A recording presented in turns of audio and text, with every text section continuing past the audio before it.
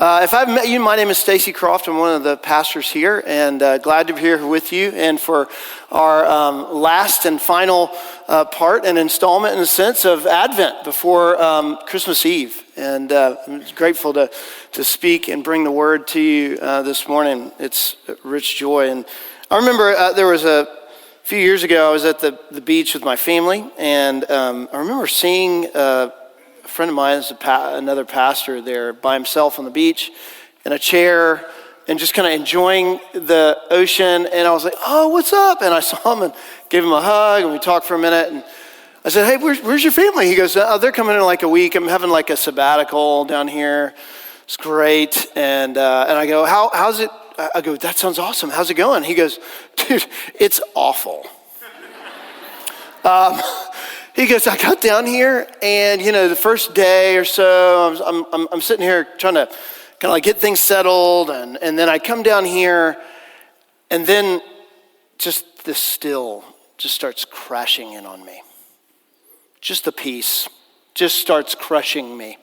And the Lord uses this time, and I was like, this sounds great. Hey, good luck with all that. This time of year, that word is used a lot.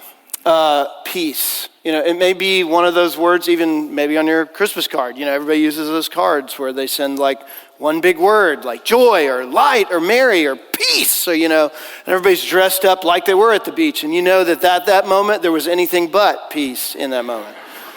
It is interesting to think about. Peace is a word that's circulated so often. And especially in the scriptures, it's one of those words that's spoken of often. If you noticed, even this morning in the scriptures and in the word, it coming especially in Luke 2, which we'll look at as well, it is highlighted. But the peace for them is very different. And we're looking at 4 names, and we're coming to the very last one. And these 4 names in Isaiah 9 are speaking of a figure that would come, and when they would hear these titles, it wasn't just a moment of, oh man, that's cool, or warm fuzzies, or kind of a seasonal moment. It was highlighted as so impactful, so powerful, that it would actually transform them forevermore. In fact, some commentators speak of the names that this figure is. They say this figure was talked about as an invincible figure, striding across the world stage. Think about that. That these names aren't just titles of someone great. They are speaking of an invincible figure striding across the world stage. So as we come to this passage, and I'm going to read from Isaiah 9, we're going to look at verses 6 and 7. You're going to see 2 parts that we're going to talk about, the Prince of Peace. But think about, even in these 2 verses, how much peace is highlighted here as we walk through this together. So Isaiah 9, beginning in verse 6. For to us a child is born, to us a son is given, and the government shall be upon his shoulder, and his name shall be called Wonderful Counselor, Mighty God, Everlasting Father, Prince of Peace. Of the increase of his government and peace, there will be no end. On the throne of David and over his kingdom, to establish it and to uphold it with justice and with righteousness, from this time forth and forevermore. The zeal of the Lord of hosts will do this. This is the word of the Lord. Thanks be to God. We're going to look at this passage in 2 ways. We're going to look at 2 points. Simple. We're going to break down the name Prince of Peace, and we're actually going to reverse those. We're going to look at peace and what is peace really, and then we're going to talk about the Prince of Peace. So peace and then the Prince of Peace. When we ask what does peace mean as you look in this, you first have to really ask, what did it mean to them? Because when you look in Isaiah's book, which is huge and spans decades, there is a lot there, and especially in the Old and New Testament, peace for Israel meant a lot of things. Externally, and we've heard this for a number of weeks, there's a superpower looming. War is coming. Assyria is in the distance and headed their way, and they are worried about what's going to happen to them. War. And it will destroy them, as we will see. But internally, Israel is not doing well. They're not only doing not well externally, looking what's ahead, but internally they've begun to turn to a lot of idolatry. In other words, to find peace, they're looking to everything else. They're looking to something to comfort them in the moment. In fact, the Jewish word for peace is a lot more comprehensive than the way we use it.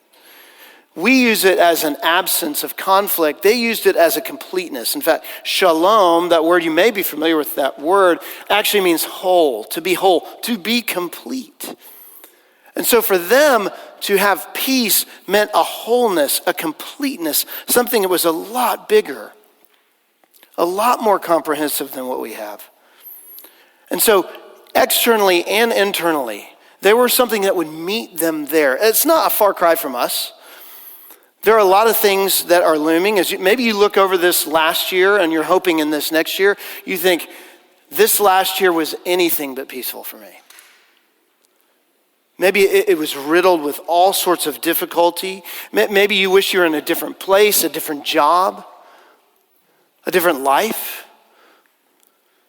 Maybe the peace also drove you to, as it did to Israel, looking for something to create safety for you. Maybe you're looking for this next year to have more safety in money, safety in who's in power, safety in your job, security that hits you in a place where, as they did, they weren't just hoping for the absence of war, which is what they were hoping for, but the absence of the anxiety of it, the fear. And peace isn't just becoming more religious in 2025. It's more about, is there something deeper, something more profound about this peace? I think in our culture, it's hard for us to get over that hump because, I remember being in a post office to get stamps last year, and literally a fight broke out. This is not a joke. Postal is a real thing, okay? And these two people are screaming at each other in this line, and somebody at the front leans out and goes, "Hey, it's Christmas," as if it's like a mic drop, like, stop fighting. And they were like, no, they were like, "Forget you," and they just kept fighting. It's something that externally for us, we think, is Christmas just a season? It's like, okay, get back, recentered, somehow get back to a place of safety. Look, you know as well as I do, the peace is not just the absence of conflict. Because there are people, let's just take one very simple illustration. There are people you can think of, if I gave you just 10 seconds, that you would wish or hope to avoid. They could be even in this room. Or online, maybe you've blocked them. And yet they still exist, and when you think of them, there is anything but peace in you. There's conflict. There's difficulty. The reality is bringing peace here isn't just getting close to peace. It's not just getting around it. It's complete peace. It's whole. And here's what's fascinating. We tend to think Jesus is this serene, peaceful man. He's going to grow from this baby into this older man who just brings peace. Guess what he said in Matthew 10? He said, "I didn't come to bring peace. I came to bring a sword."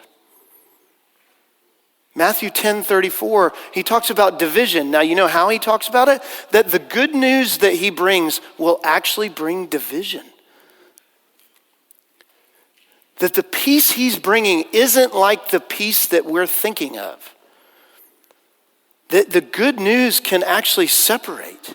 It can actually divide, because the good news is good in light of what's going on, and we want to have peace in any other way that we can get it.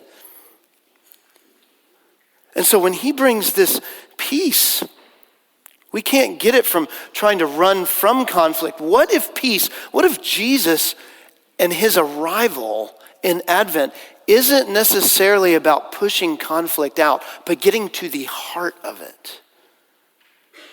Going to the center of it. Luke 2, which is where Hark the Herald Angels sing, that's what comes from it. That peace where the shepherds are visited by the angels in that field, which is for us many times such a beautiful, sweet, tender moment, it was horrific for them. It was scary for them. Anytime an angel begins by saying, fear not, you know that most of the time they had a lot to fear. And what they were bringing to the shepherds in that moment, when they're bringing peace, when it says that in Luke chapter 2, of what God is bringing to all of mankind in whom he is pleased, is to a group of people whose reputation was tattered. If you were a shepherd, you were not well liked. You were cast out for a reason. Your reputation was not good. They were not included in social settings. And the irony of all ironies is they were definitely not included in spiritual or religious settings. And yet they were the ones, because they tended to the animals of sacrifice for other people, and yet they were kept out from even having the sacrifice for themselves. That's an outsider. And yet, where does peace come? It's not about them trying to find it. Peace comes to find them in a field with a chorus and a throne room enveloping them. This peace and reconciliation comes looking for them. Hark, the herald angel sings. It draws them in because this is where they find they're blown away. Behold, it says in Luke chapter 2. I don't know if you remember the Charlie Brown Christmas. Many of you may have grown up with that. Some of you are like, I have no idea what you're talking about. If you haven't seen it, you should watch it. You should watch it with your kids. It will remind you of things you're like, gosh, they are so mean to Charlie Brown. It will also remind you of how much, like as an adult, rewatching it, strikes you so deeply to think about the number of ways that Charlie Brown goes about trying to figure out what Christmas is about. And there's a moment where Linus, his best friend, who always carries around his blanket, you may remember this, his blue blanket, and Charlie Brown, this pinnacle moment where the play is all in tatters. They're going to do this Christmas play, and he screams, "Can anybody tell me what Christmas is about?" And Linus comes out on stage. He says, "Lights, please," in his little voice. And the light comes on him, and he begins quoting from Luke chapter 2. And he gets to a moment, and it's the only time in any Charlie Brown series, he says, "Behold," and all of a sudden the blanket that has always been his security blanket in every episode of every special of everything, you see him drop it. It's on the ground. And you can tell that Charles Schultz, who drew this, there's something about that moment when he gets to, and behold, as if the king is here to say, whatever security we hold on to, there's something greater that's come to us. In fact, when Charles Wesley penned that hymn, it was actually a poem. So many of our Christmas songs were actually written as poems.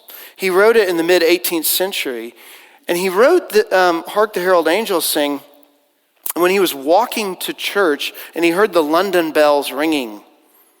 And he had written a number of things in this poem and about hark the welkin church bells ring, and it was written in a lot of form in that. And it wasn't until a few years later that his good friend George Whitfield, who became a colleague and a student with him, who would come along and look at that poem and add a line at the end that we sing, and you know it, "Glory to the newborn King."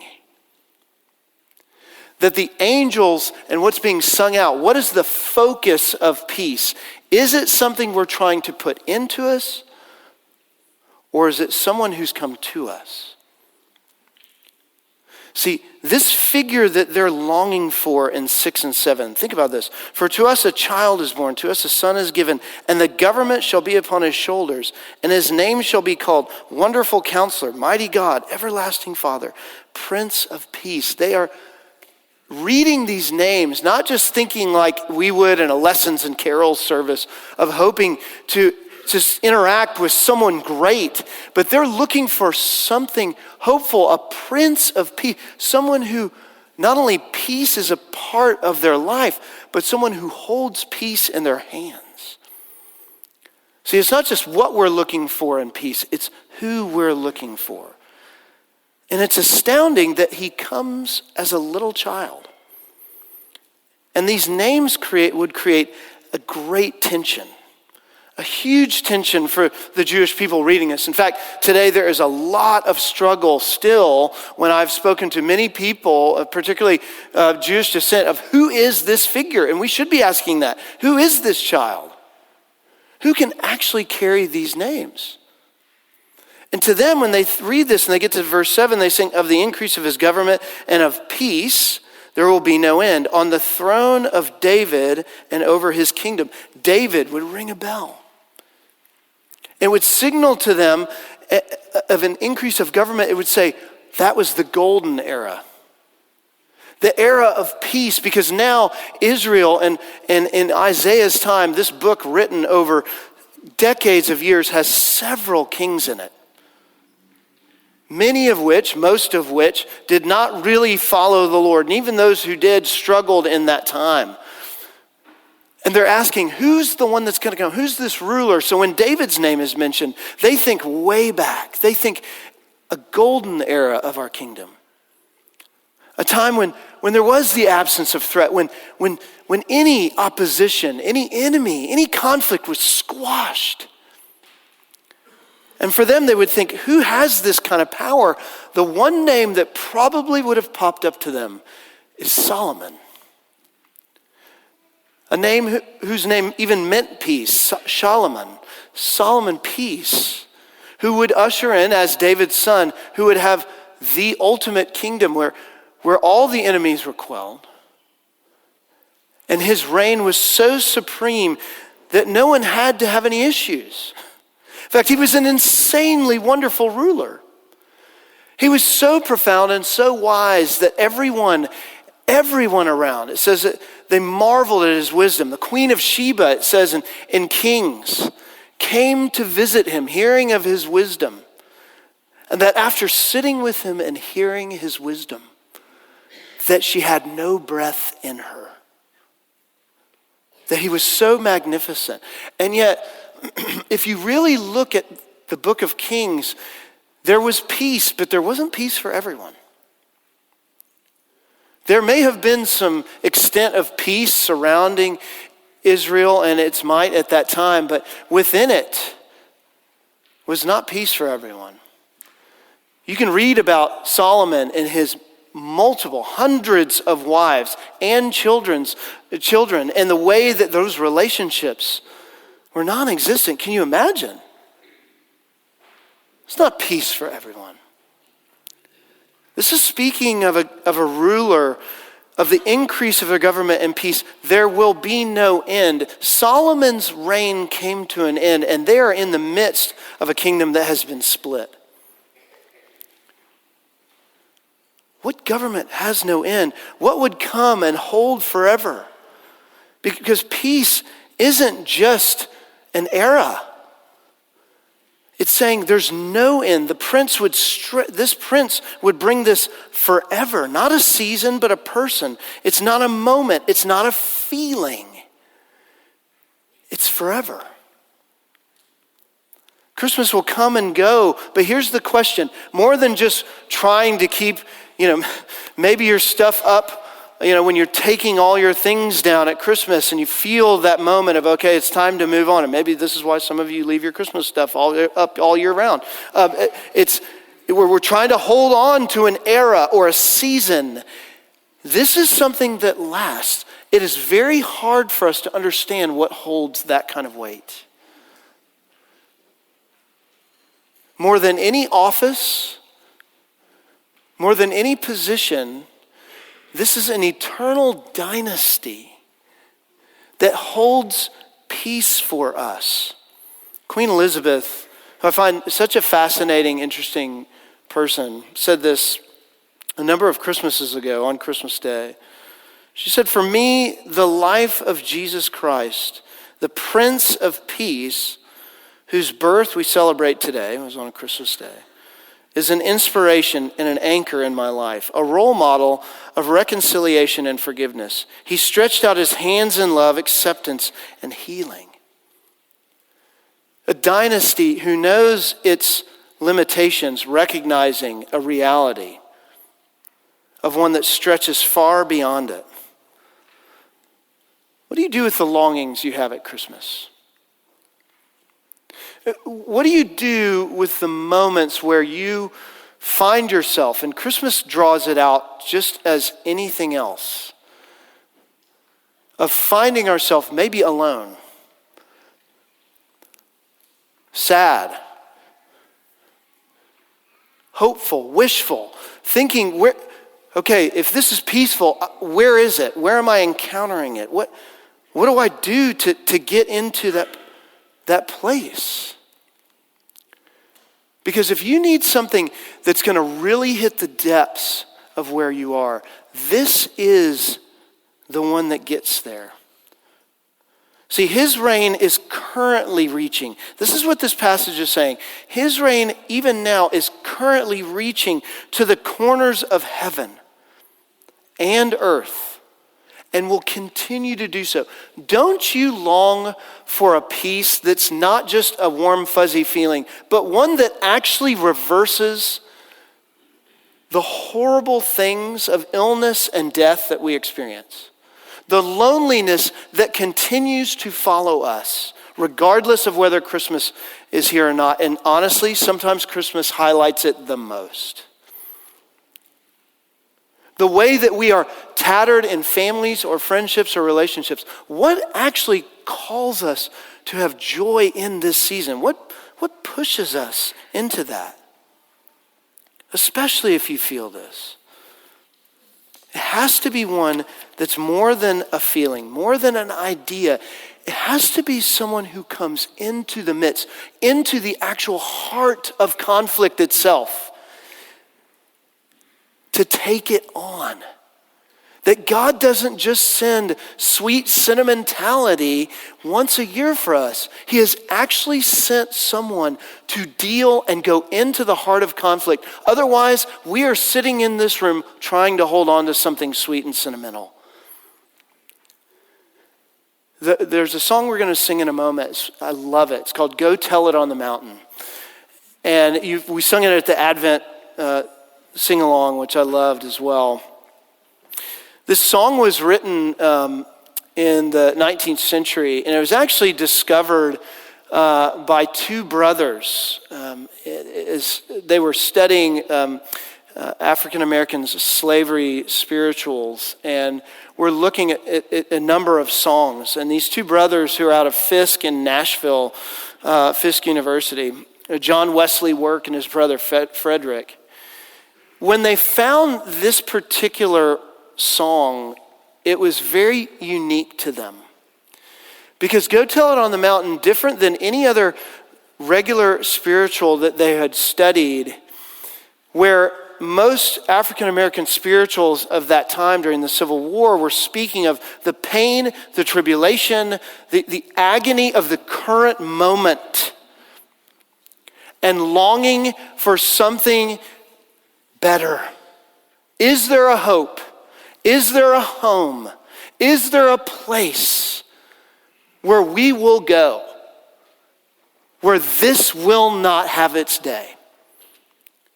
And when they discovered Go Tell It on the Mountain, it was one that actually linked these two together. Because think about the words of the song, Go Tell It on the Mountain, that Jesus Christ is born. The whole song is taking the fact that this longing has now put itself into the midst of the tribulation. That no longer is it a distant hope, but it's a hope realized, because now God, instead of us thinking, is he looking down on us and we're wishing that he gets us through, he actually has put himself in the midst of it and embraced it and gone to the depths of where we are. And we can do nothing but go tell it on the mountain because it raises us up. It draws us out of the moment of thinking that all the tribulation is on my shoulders. What does it say here? Of the increase of his government of peace, there will be no end. And on the throne of David, over his kingdom, to establish and uphold it with justice and righteousness. Who is the one who upholds it? It's not our hands. It's his.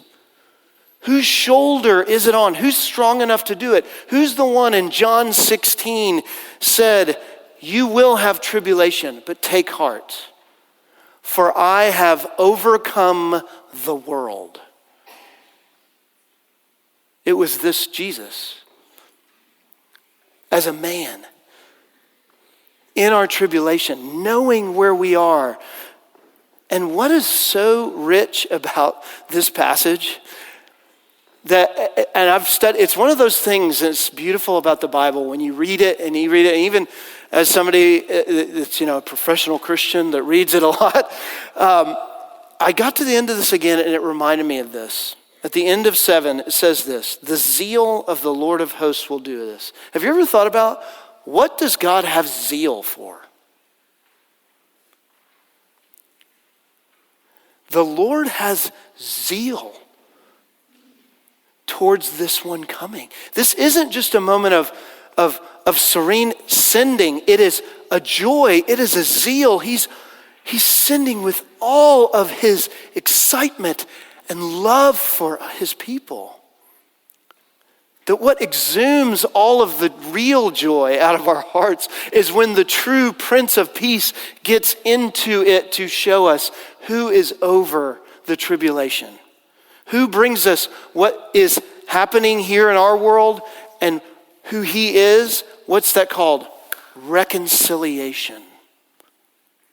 What the Prince of Peace does is reconcile us.